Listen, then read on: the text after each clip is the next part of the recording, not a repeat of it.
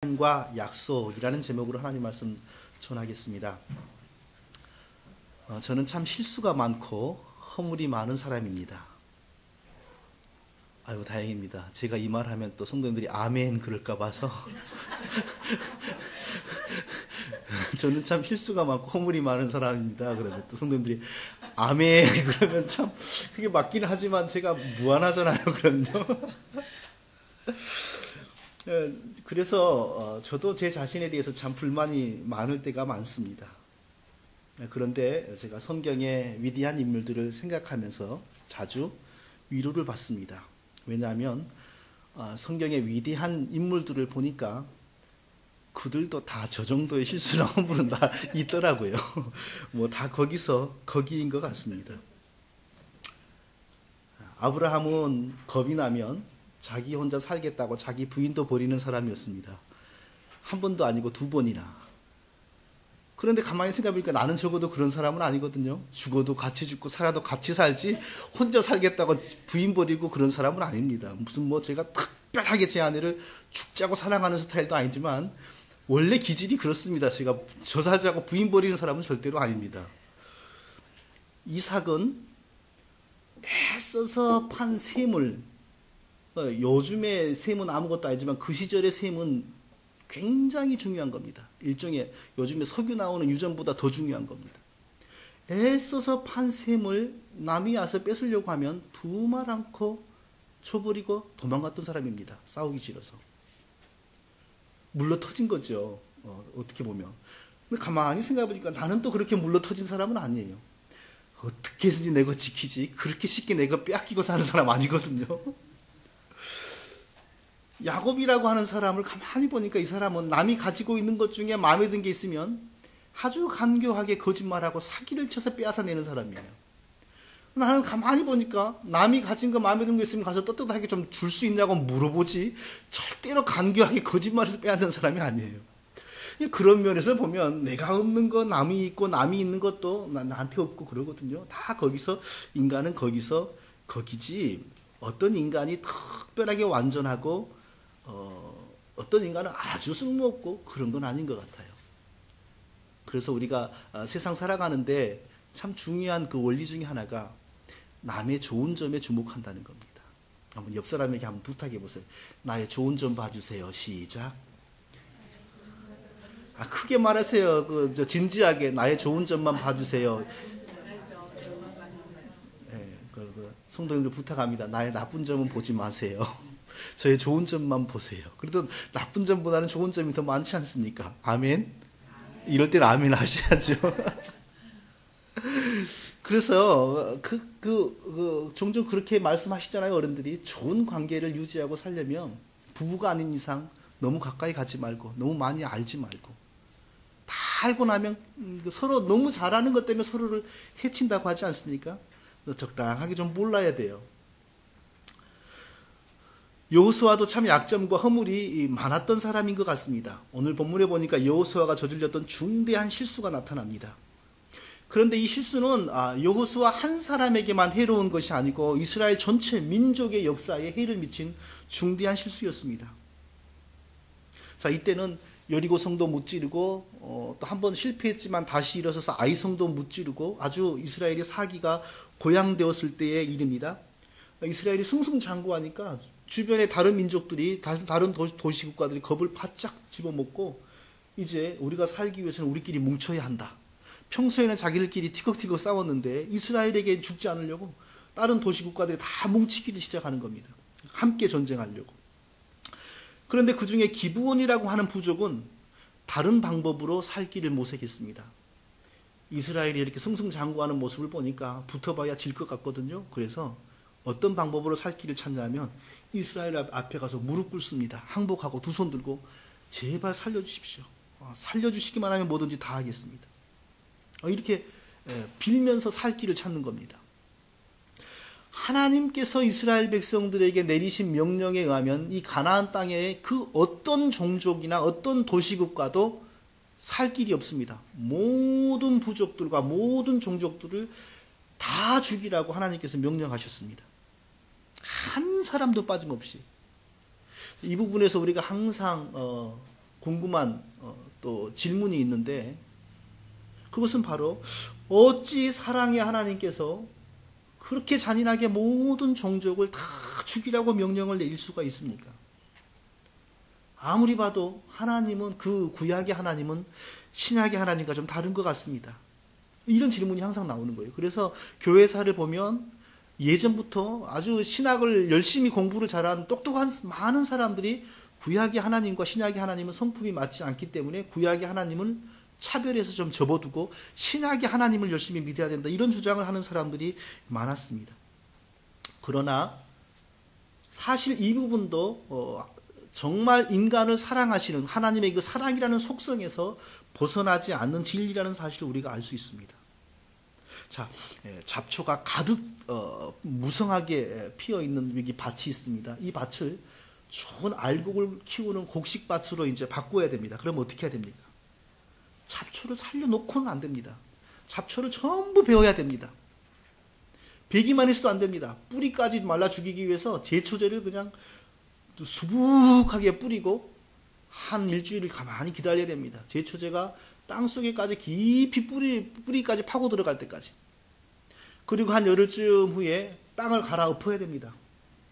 옛날에는 농부들이 쟁기를 가지고 엎었고 요즘에는 트랙터로 그냥 아주 잘게 부수어 버립니다. 그래서 위에 잡초의 뿌리가 내렸던 땅은 깊은 곳으로 들어가 버리고, 그리고 속에 순결하고 순수한 깨끗한 흙이 위로 올라오는 겁니다. 그리고 그 좋은 흙에 새로 씨앗을 뿌립니다. 이거 보고 아주 땅을 갈아 엎는다, 뒤집는다 그러잖아요. 이런 작업을 하지 않고 그냥 씨앗을 뿌리면 곡식과 잡초가 반드시 함께 나옵니다. 나중에는 밭도 아니고 잡초밭도 아니고 곡식밭도 아니고 버리게 되는 거죠.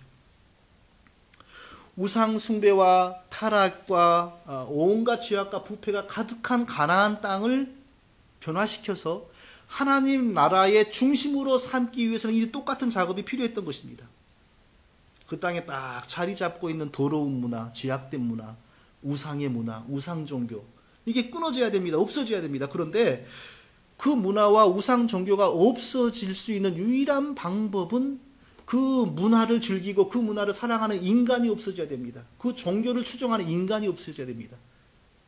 인간은 남겨놓고 종교당만, 문화만 없애고 인간은 남겨놓고 종교만 말살하면 그 순간뿐입니다. 반드시 수십 년 후에 또 일어납니다.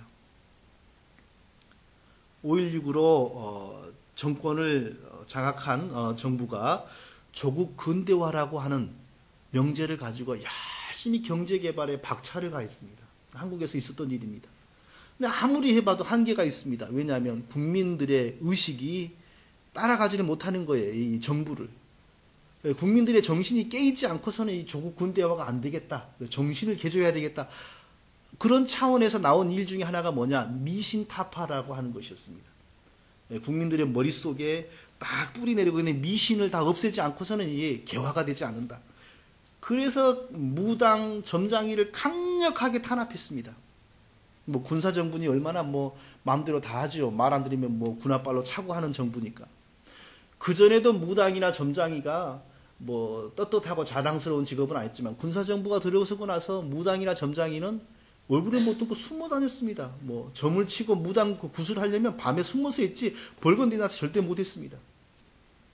그런데 수십 년이 지나서 다른 성향의 정부가 들어서고 나니까 순식간에 또 상황이 바뀌었습니다. 무당이 무형문화재가 되고 굿이 무슨 문화재가 돼가지고요. 국가의 중요한 것으로 보존이 되고 무당은 텔레비 나와서 인터뷰하고. 지금 한국의 무당, 점장이 귀신을 쫓는다는 테마사, 이런 사람들의 수가 얼마나 되는지 아십니까? 목사의 수의 3배, 4배입니다. 목사가 많고 교회가 많은 것 같지만 점장이 무당의 수에 비하면 턱없이 부족합니다. 왜 한때 그렇게 억압을 받았던 무당이나 점장이가 이렇게 많아졌겠습니까? 그것을 추종하고 그것을 즐기는 사람을 놔두고 그 행위를 억압하기 때문입니다. 문화는 인간의 정신 속에 스며 있는 것이지 문화는 어떤 건물이나 장소에 스며 있는 게 아닙니다. 그 장소나 건물, 점하는 장소 그런 것을 없앤다고 해서 그것이 없어지는 게 아니고 그것을 즐기고 그것을 사랑하는 인간이 없어져야 됩니다. 북한에는 무당이 없다고 합니다. 왜냐하면 무당은 잡아다가 죽이기 때문에. 예수 믿는 사람도 죽이는데 무당 믿는 사람을 살려놓겠습니까? 그래서 선교학자들은 말합니다. 통일이 되면 북한이야말로 가장 순결한 하나님의 나라가 될 것이다. 아예 뿌리째 다 뽑아놨으니까 그런 것을요. 가나안 땅이 새로운 땅이 되어서 하나님 나라의 귀한 중심 센터가 되기 위해서는 가나안 땅에 인간이 끊어져야 됩니다. 왜냐하면 그들은 이미 더러운 문화, 죄악된 문화, 아주 가증스러운 종교에 이미 오염되어 있었기 때문입니다. 그 땅의 인간을 다 멸절시키라는 하나님의 명령은 바로 그 차원입니다. 그리고 그 순간은 아프겠지만 훗날 이제 그 땅이 새로워지고 나면 그 땅에 살게 될 수억 수천만의 영혼들은 이전보다 1000배 만배의 복을 누릴 것이기 때문에 어떤 환자가 암으로 죽어갑니다. 그런데 그 암세포를 도려내려면 칼로 배를 찢어야 됩니다. 칼로 배를 찢는다는 고통만 생각하면 환자를 배를 찢도록 의사에게 맡기고 배를 찢는 의사는 참 잔인한 사람이죠. 그러나 환자에게 새로운 생명을 주기 위해서 그런 일을 하기 때문에 그 보호자와 의사는 진짜 사랑을 실천하는 사람인 것입니다. 바로 가나안 땅을 깨끗이 청소하는 하나님의 그 계획이 바로 그런 차원의 일인 것입니다. 자, 그런 중요한 사명이 여호수아에게 주어졌는데 여호수아는 그만 한 종족, 기브온 종족을 고스란히 살려줘 버립니다. 한 사람도 아니고 두 사람도 아닌 한 부족을 고스란히 살려줍니다. 당시의 기브온 종족은 죽지 않고 살기 위해서 정말 한국말 그대로 알아서 기었습니다. 제발 살려만 주세요. 시키는 일 다 하겠습니다. 살려만 주세요. 하지 말라는 일은 전혀 안 하겠습니다. 살려만 주세요. 싫어하시는 일은 절대로 안 하겠습니다. 살려만 주세요. 함께 살기만 해주세요. 그냥 납작 엎드려서 빌었습니다. 그때 그 모습을 봤을 때는 앞으로 아무런 문제가 일어날 것 같지 않았습니다. 그런데 문제는 이들의 조상 대대로 정신 속에 뿌리 박혀 있는 게 우상 문화와 그 가정스러운 종교 사상이 문제입니다. 그때는 살기 위해서 납작 엎드렸지만 수십 년이 지나가고 이스라엘 민족이 좀 나태해지니까 음지에 숨어있던 그 문화와 그 종교가 서서히 양지로 흘러나오면서 서서히 이스라엘에게 전파되었습니다. 훗날 이스라엘 백성들이 바알 종교에게 오염돼 가지고 하나님의 징계를 받는데 이스라엘 민족이 그렇게 된 과정에는 바로 이때 살려준 이민족과 전쟁을 해서 이기지 못하고 어쩔 수 없이 남겨둔 가나안 원주민들에 의해서 이스라엘 민족이 그렇게 변질되어 버린 것입니다. 자, 기브온 종족의 거짓 항복에 속아서 죽이지 못하고 그만 하나님 앞에서 살려주기로 약속을 맺어버린 이 실수를 통하여 발견되는 두 가지 사실을 살펴보겠습니다. 자, 첫 번째로 우리가 기억해야 될 것은 어떠한 경우라 할지라도 하나님 앞에서 맺은 약속, 하나님과 맺은 약속, 하나님 앞에서 사람끼리 맺은 약속, 하나님이 개입된 약속 반드시 이행되어야 된다는 것입니다. 자, 기브온 종족은 하나님으로부터 여호수아로부터 살 길을 보장받기 위해서 어떤 술책을 꾸몄냐면 가나안 땅에 사는 종족이 아니고 저기 먼 데서 사는 다른 민족인 것처럼 술책을 꾸몄어요. 그래서 여호수아를 찾아올 때 아주 다 낡아 떨어진 옷, 수년간 그냥 입고 다니다가 다 헤어진 옷, 그리고 말라 빠진 그 떡, 이런 것을 들고 갔어요. 이거 보세요. 우리가 이 가까운 데 사는 민족이 아니고 자기 정말 수백 킬로 떨어진 데서 사는 민족인데 이게 가나안 땅에 사는 민족도 아닌데 우리 좀 살려주세요. 이렇게 빈 겁니다. 그러니까 여호수아의 마음이 이렇게 먼 데서 하는 사람을 다 죽여야 되나? 참 어려운 마음이 아픈 일이지 않는가? 약해진 겁니다. 그런데 기브온 종족이 아주 간교한 술책을 씁니다. 우리를 살려주겠다고 말로만 하지 말고 당신들이 섬기는 하나님 앞에서 약속해 주십시오. 하나님 앞에서 맹세해 주십시오.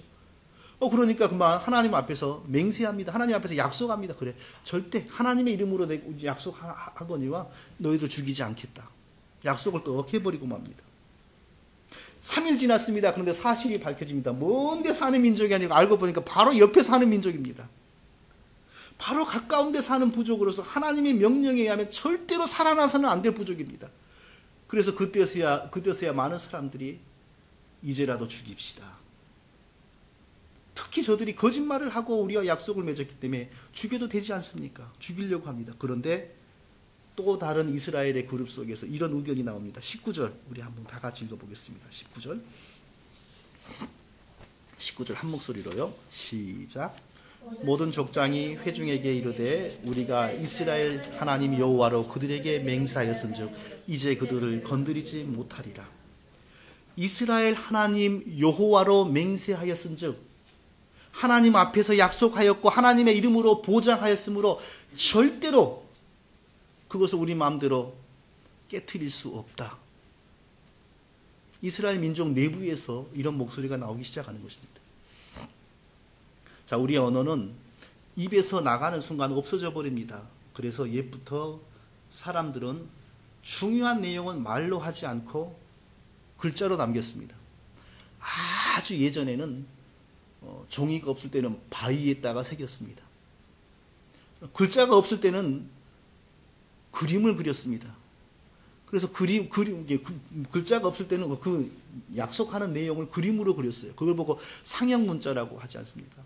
상형 문자건 일반 문자건 간에 중요한 건 예전에는 다 그림으로 종이 위에 바위 위에 다 그렇게 남겼어요. 왜? 말은 잊어져 버리니까. 최근에 한국에서는 아주 역사적으로 재미있는 자료가 편지들이 발견되었습니다. 그것은 곧 무엇이냐 하면 조선시대에 대왕의 호칭을 받는 왕이 둘이거든요. 세종대왕과 정조대왕인데 정조대왕과 그리고 지금까지 알려져 온 바에 의하면 정조대왕하고 가장 사이가 나쁜 한 신하가 있습니다. 제가 이름을 잠시 잊었는데 지금까지 알려진 바에 의하면 그 신하가 궁중의 의사를 조종해서 독약으로 그 왕을 죽였다고 흔히 알고 있었습니다. 그리고 항상 서로 싸웠다고 알고 있습니다. 그런데 정조대왕이 그 신하에게 보낸 개인 비밀 편지 70통이 발견된 거예요. 그 70통을 가만히 분석해 보니까 겉으로는 둘이 매일 싸운 것 같지만 알고 보니까 뒤로는 항상 대화를 한 거예요. 내가 이런 안을 들고 나갈 테니까 영의정 당신은 처음에는 반대를 하라. 그리고 나중에는 못 이긴 채고 따라와라. 내가 다음에 너를 귀향을 보낼 텐데 2달 후에 다시 불러드릴 테니까 걱정하지 말고 귀향 갔다 와라. 이게 편지로 계속 뒤로는 왕래를 하고 겉으로 둘이 항상 싸우는 거예요. 문자의 힘이 이런 것입니다. 이 편지가 발견되지 않았으면 영원히 묻혀지는 거죠. 그 왕과 그 신하는 항상 싸웠구나. 편지가 싹 발견되니까 겉으로 싸웠고 뒤로는 완전히 둘이 다 짜고서 정치를 했구나 하는 게 다 발견된 겁니다. 그러니까 절대로 우리가 이메일이건 종이에 쓰는 건 글자를 남길 때는 항상 신중해야 됩니다. 네, 그게 1년 뒤에 100년 뒤에도 그대로 남아서 일이 사건이 될 수가 있는 겁니다. 자, 여호수아가 기브온 종족을 살려주겠다고 한 약속은 문서로 된 것도 아닙니다. 다만 말로 된 것입니다. 더군다나 그것은 기브온 종족이 거짓으로 꾸민 것에 근거하여 말로 약속했습니다. 그럼에도 불구하고 하나님 여호와로 그들에게 맹세하였은즉 건드리지 못하리라. 그럼에도 불구하고 하나님 앞에서 하나님의 이름으로 약속한 것이기 때문에 고칠 수 없다. 자, 왜 하나님 앞에서 왜 하나님을 보증인으로 세우고 한 약속은 인간이 함부로 고치지 못하고 할 수 있는 한 끝까지 지켜야 한다는 것입니까? 그것은 바로 하나님의 흠 없으신 인격과 하나님의 거룩하신 성품이 그 일에 개입되어 있기 때문입니다. 하나님 안에서 어떤 일을 약속을 맺는 것은 이미 하나님이 그 일에 개입된 것입니다. 그러므로 함부로 인간이 그거 없었던 일로 하자. 그건 실수였잖아. 하고 바꿀 때에 하나님에 대한 모욕이 되고 하나님의 그 성품을 무시하고 멸시하는 것이 되는 것입니다. 우리가 어떤 약속을 하나님 앞에서 한다는 것은 하나님을 그 일에 모시고 와서 하나님을 증인으로 삼는 것입니다. 그런데 갑자기 마음의 변덕이 와서 일방적으로 또 그 약속을 파기하는 것은 그건 바로 하나님의 성품에 대한 우리의 아주 무례한 불신앙적인 못된 일이라는 거죠. 수치와 모욕을 드리는 것입니다. 그러므로 우리는 하나님 앞에서 사랑과의 약속을 맺을 때나 하나님과의 약속을 맺을 때 아주 신중해야 됩니다. 일단 내뱉으면 나에게 해로울지라도 지켜야 됩니다. 그게 하나님에 대한 피조물의 도리입니다. 시편 15편 4절에 보니까 그 마음에 서원한 것은 해로울지라도 변치 아니하며 하나님께 약속한 것, 하나님 앞에서 약속한 것, 교회 앞에서 약속한 것. 근데 나중에 보니까 내게 손해가 돼. 그래서 없던 일로 할게요. 그게 하나님에 대한 모욕이 되는 것입니다. 나에게 해가 될지라도 지켜야 내게 복이 오는 것이 절대 함부로 파기하거나 인간처럼 변덕을 부려서는 안 된다는 것입니다. 자, 우리 보잘것없는 인간끼리도 약속을 맺었다가 한쪽이 파기하면 화가 나고 분노하지 않습니까? 세상에서 소송이 제일 많은 나라가 어떤 나라인지 아십니까? 미국입니다. 그리고 그 다음으로 소송이 많은 나라가 일본이고 그 다음으로 소송이 많은 나라가 한국인데, 근데 그 소송의 그 대부분이 무슨 큰 사건들이 아닙니다. 별것도 아닌 거예요. 사소한 것들입니다. 근데 상대방이 대부분 보면 약속을 지키지 않는다. 화가 나가지고. 근데 많은 소송의 내막을 살펴보면 이겨서 그 상대방으로부터 받을 수 있는 금액보다 변호사에게 주는 금액이 더 많습니다. 그래서 이겨봐야 이익이 안 돼요. 그런데 왜 소송을 합니까? 화가 나니까. 그가 약속을 지키지 않아서 내가 화가 났으니까. 때로는 우리가 아주 이쁜 강아지하고도 약속을 맺잖아요. 다음에 예쁜 맛있는 고깃뼈 사줄게. 이렇게 약속을 합니다. 강아지가 알아듣건 못하건 간에. 그런데 우리가 그거 지키지 않을 때 있습니다. 그런데 강아지한테 약속해서 지키지 않아도 탈이 없습니다. 그런데 조금 더 상대가 좀 영악한 어린 아이하고 약속을 했다가 지키지 않을 수 있습니다. 내가 장난감 사줄게. 우리 아이들에게 제가. 근데 안 지켜요. 그럼 우리 아이들 수준에서 항변합니다. 아빠는 왜 거짓말해? 지난번에 약속했잖아. 약간의 탈이 옵니다. 어른하고 약속을 했다가 지키지 않으면 그보다 좀 강도 높은 보복이 임합니다. 다음부터 그 사람이 어떤 불이익을 내게 줍니다. 그보다 더 힘이 있는 대통령이나 국가와 약속을 했다가 내가 이행하지 않으면 어떤 일이 벌어집니까?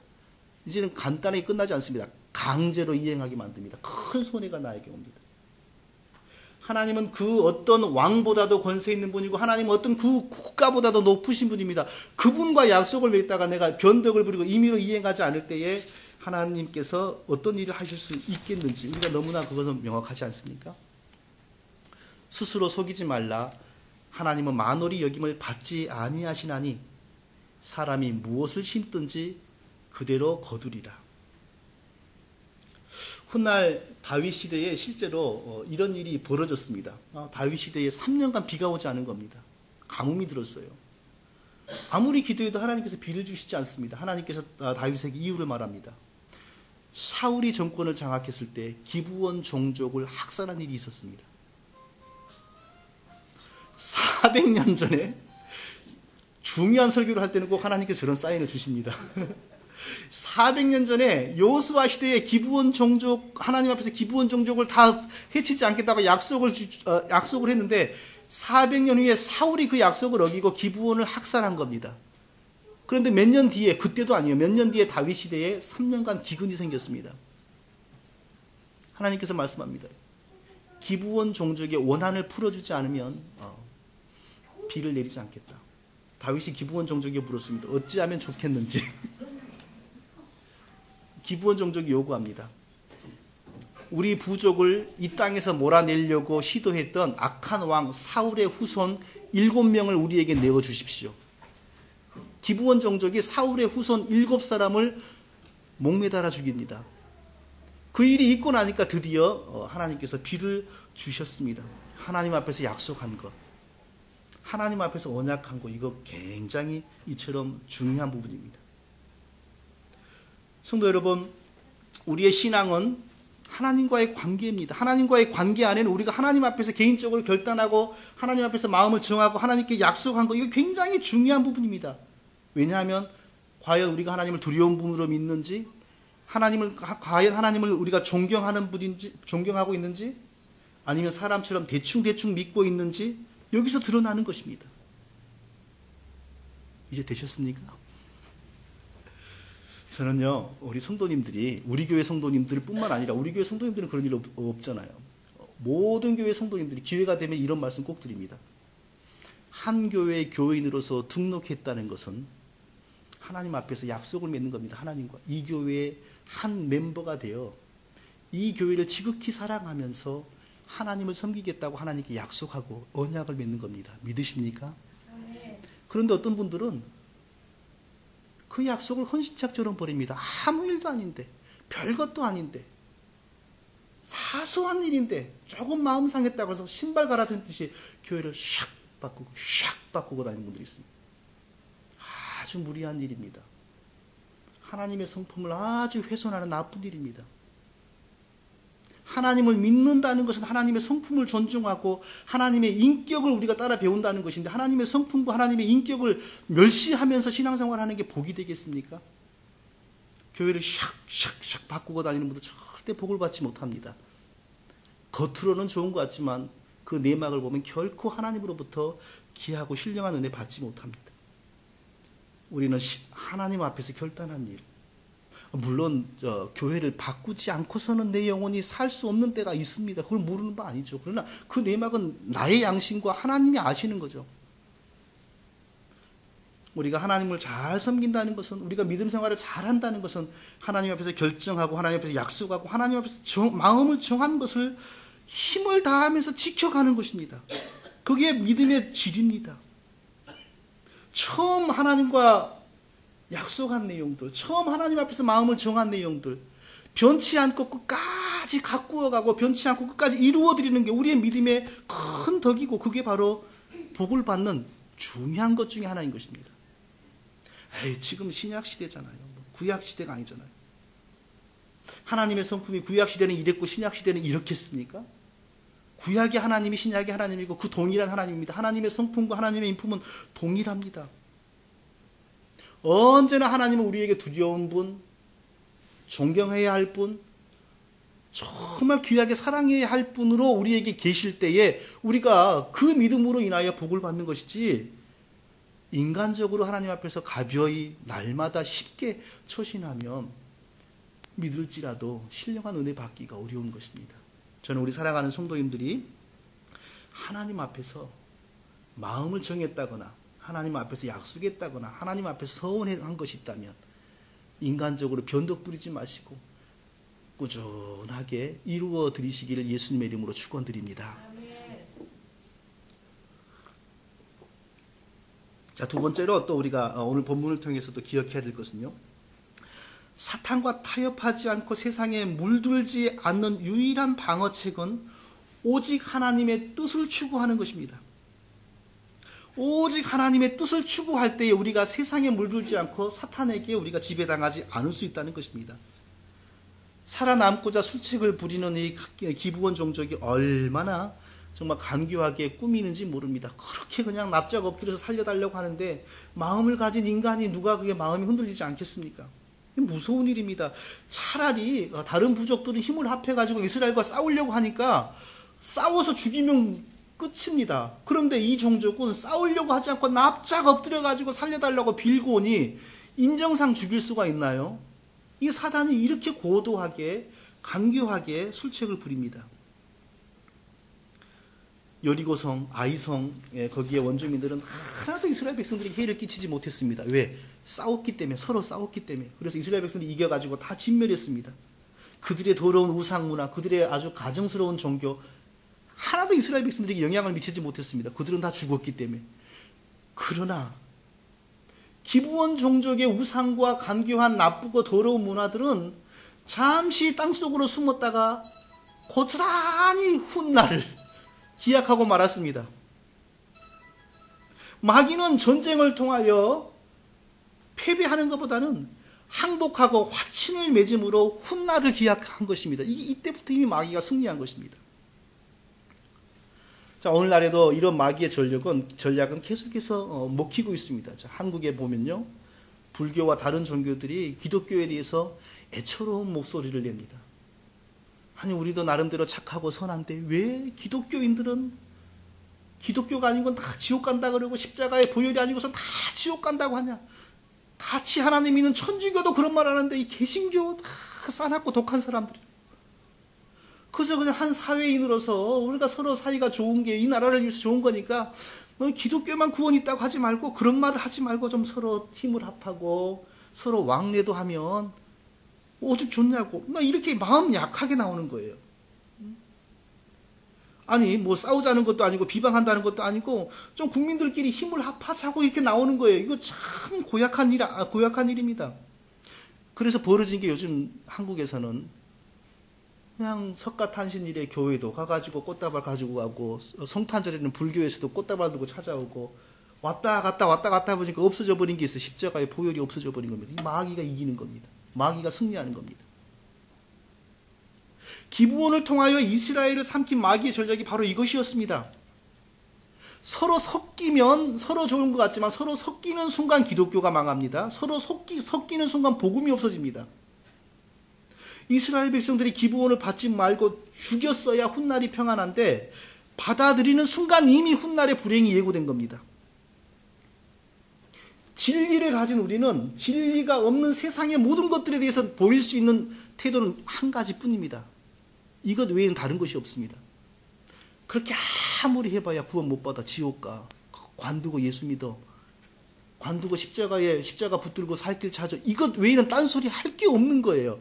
이 말을 하지 않고 마음이 아프니까 관계가 좀 밋밋하니까 좀 다른 얘기할 때 이미 우리가 마귀의 입속으로 걸어 들어가고 있는 것입니다.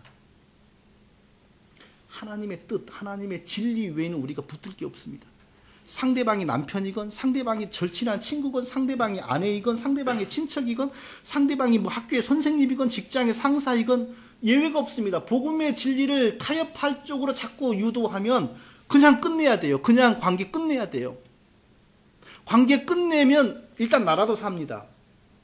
내가 살면 훗날 그 사람도 살려낼 수 있어요. 그런데 관계 때문에 내가 같이 죽고 나면 살려줄 사람이 없어지는 겁니다.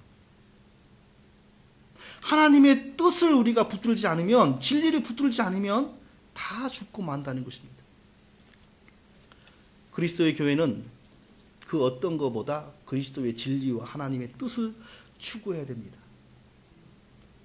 이 성도님의 얼굴을 더 생각해야 되고, 저 성도님의 입장도 생각해야 되고, 저 성도님의 마음도 배려해야 되고, 이러다 보면 훗날 다 같이 죽습니다. 일단은 살릴 사람을 먼저 살려야 됩니다. 살려서 키울 사람을 키워놓으면 그 사람이 커서 나중에 다른 사람도 살릴 수 있습니다. 그런데 다 같이 죽여놓고 나면 누가 살리겠습니까? 일단 복음으로 살릴 사람은 살려야 돼요. 그러니까 부득이하게 교회나 목회자는 선택을 할 수밖에 없는 거예요. 사람의 얼굴과 진리 사이에서 선택을 할 수밖에 없는 것입니다. 얼마나 많은 이민교회에서 실제로 이런 일이 벌어집니까? 집사를 세워야 되겠는데, 장로를 세워야 되겠는데, 집사나 장로 까면 이 사람뿐이에요. 근데 이 사람만 하면 저 사람이 삐지고, 저 사람이 삐지면 저 사람 부인, 저 사람 삼촌이 다 삐지는 거예요. 교회가 큰일 나는 거예요. 그러니까 이 사람 한 사람을 세우기 위해서 이 사람들을 다 묻어서 가는 거예요. 그게 마귀의 아가리 속에 교회를 쳐넣는 거죠. 몇 년 지나가 보세요. 이 사람들로 인하여 교회가 다 망하는 겁니다. 살 길은 오직 하나님의 뜻입니다. 오직 진리뿐입니다. 타협하는 순간 같이 죽는 겁니다. 그 사람만 죽는 게 아니라 다 같이 죽는 겁니다. 하나님의 뜻이 죽으라 하면 우리는 죽습니다. 하나님의 뜻이 살라고 하면 삽니다. 하나님이 가라고 하면 가고, 하나님이 멈추라고 멈추고, 하나님이 서라고 하면 서야 됩니다. 우리는 늘 기도해야 돼요. 하나님, 우리의 생각이 아니고 우리의 마음이 아니라 하나님의 뜻이 이루어지기를 원합니다. 내 마음과 내 생각이, 특별히 목회자의 마음과 목회자의 생각이 하나님의 손에 의해서 인도함을 받고 있고, 목회자의 마음이 하나님의 성령에 의하여 통제되고 있기를 위해서 기도해야 됩니다. 제가 잘못 생각하고 제가 잘못된 방향으로 드라이브하기 시작하면 누구 한두 사람만 손해본 게 아니라 다 같이 죽는 겁니다. 여호수아가 이렇게 중대한 실수를 범한 이유가 있습니다. 14절, 15절을 같이 읽어보겠습니다. 14절, 15절. 14절, 15절. 시작. 무리가 그들의 양식을 취하고 어떻게 할 것을 여호와께 묻지 아니하고 여호수아가 곧 그들과 화친하여 그들을 살리리라는 언약을 맺고 회중 족장들이 그들에게 맹세하니라. 하나님 앞에서 그들을 살려주겠다고 맹세했습니다. 그런데 그 전에 어떻게 했다고요? 여호와께 묻지 아니하고, 하나님께 기도하지 않았습니다. 하나님께 간절히 진지하게 기도했다면 틀림없이 하나님의 신이 여호수아의 마음속에서 어떤 감동을 주었을 것입니다. 그런데 기도하지 않고 상식으로, 인간의 마음으로 결단해버린 것입니다. 저와 우리 사랑하는 성도님들이 이제부터 더욱 하나님의 뜻을 쫓아 살기를 위해서 힘쓰고, 또한 그렇게 되기를 위해서 더욱 힘써서 기도하시기를 예수님의 이름으로 축원드립니다. 하나님 아버지, 하나님의 뜻을 따라 사는 우리 모두가 되게 하여 주시옵소서.